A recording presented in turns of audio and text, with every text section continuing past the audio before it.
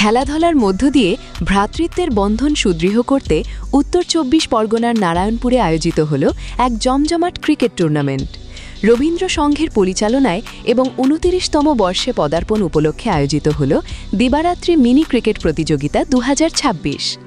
নারায়ণপুরের রবি তীর্থ তেঁতুলতলায় আয়োজিত এই বর্ণাঢ্য প্রতিযোগিতার সভাপতিত্ব ও উদ্বোধন করেন বিধাননগর পৌর নিগমের মেয়র পারিষদ তথা এলাকার জনপ্রিয় নেত্রী আরত্তিকা ভট্টাচার্য।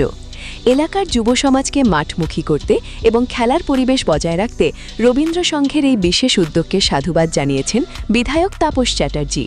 টুর্নামেন্টের প্রথম পুরস্কার হিসেবে ছিল ২০,০০০ টাকা ও ট্রফি, আর দ্বিতীয় পুরস্কার হিসেবে রাখা হয়েছিল ১৫,০০০ টাকা ও ট্রফি। সারাদিন ব্যাপী চলা এই প্রতিযোগিতাকে কেন্দ্র করে স্থানীয় ক্রীড়াপ্রেমীদের মধ্যে ছিল টান টান উত্তেজনা।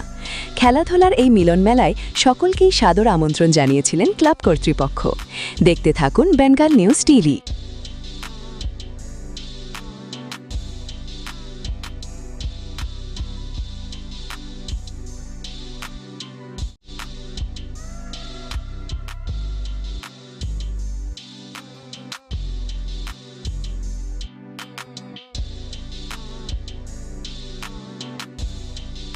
মুখ্যমন্ত্রী মমতা বন্দ্যোপাধ্যায়ের অনুপ্রেরণায় আমাদের বিধায়ক তাপস চট্টোপাধ্যায়ের একাধিক মহতি উদ্যোগের মধ্যে অন্যতম হচ্ছে এসো হাত ধরে ঈদের বাজার। ঈদের সময় মুসলিম ধর্মের বাচ্চাদেরকে নিয়ে উনি এই অনুষ্ঠানটি করে থাকে। প্রায় ১,৫০০ বাচ্চাকে উনি এরকম মঞ্চে ডেকে নয়, দোকানে যায়, বাচ্চা যেটা আঙুল তুলে বলে যে এই ড্রেসটা পছন্দ থাকে সেটা কিনে দেওয়া হয়।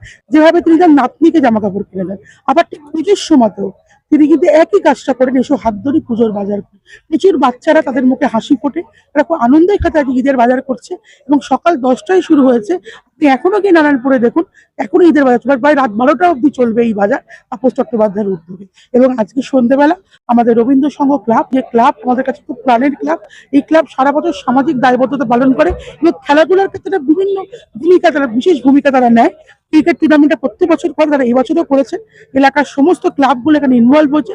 আমি চাইবো শান্তিপূর্ণভাবে খেলা হোক এবং আমি বিশ্বাস করি যে খেলাধুলার বিকল্প কিছু হয় না। খেলাধুলা মানুষের শরীর আর মনের মধ্যে মেলবন্ধন তৈরি করে, খেলাধুলা ডিসিপ্লিন তৈরি করে, খেলাধুলা কমিটমেন্ট তৈরি করে। প্রত্যেকটি খেলোয়াড়কে আমার তরফ থেকে শুভেচ্ছা, রবীন্দ্র সংঘের অনেক অনেক সাফল্য কামনা করি। আর এই টুর্নামেন্ট সুন্দর হয়, আগামী দিন আরো ভালো হবে এই আশা রাখছি। তো বলবো যে আজকে নোটিফিকেশন হয়েছে, আগামী ৪ঠা মে ভোটের রেজাল্ট হবে।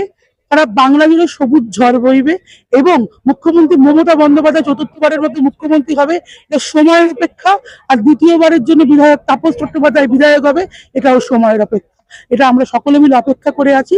মুখ্যমন্ত্রী মমতা বন্দ্যোপাধ্যায় যে উন্নয়ন করেছেন, যেভাবে সার্বিক উন্নয়ন, মানুষের জন্ম থেকে মৃত্যু, যেভাবে প্রকল্প, যেভাবে মানুষের পাশে থেকেছেন, তাই উনি আবার মুখ্যমন্ত্রী হবে, এটা আমাদের সময়ের অপেক্ষা। এবং আমরা সবুজ আবির নিয়ে তৈরি আছি।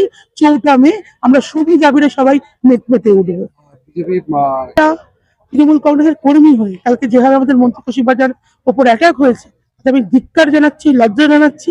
আর বিজেপির কাজটাই হচ্ছে ওই চাতক পাখির মতো ঠিক সময় সুযোগ পেলে আসা আর চলে যাওয়া। আমরা বাংলার মানুষ অতিথি আপ্যায়ন, আসো, খাও, যাও, চলে যাও, যে মানুষের মনে তোমাদের জায়গা নেই। তোমরা আসবে যাবে এই অবধি ঠিক আছে, মানুষের মনে একটা নামই লেখা আছে, মমতা বন্দ্যোপাধ্যায়, দ্বিতীয় নামটা হচ্ছে অভিষেক বন্দ্যোপাধ্যায়। আর কোনো নাম তাদের মানুষের, বাংলার মানুষের মনে নেই।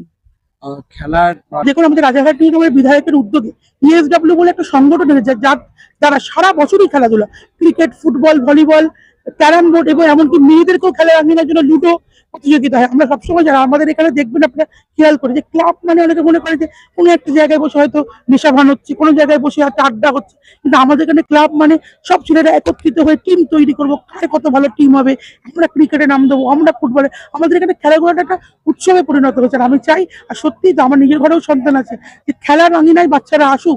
যেভাবে মোবাইলে অ্যাডিক্টেড হচ্ছে, খেলার মাঠটা মানুষকে উজ্জীবিত রাখে। দেখতে থাকুন, সঙ্গে থাকুন বেঙ্গল নিউজ টিভি।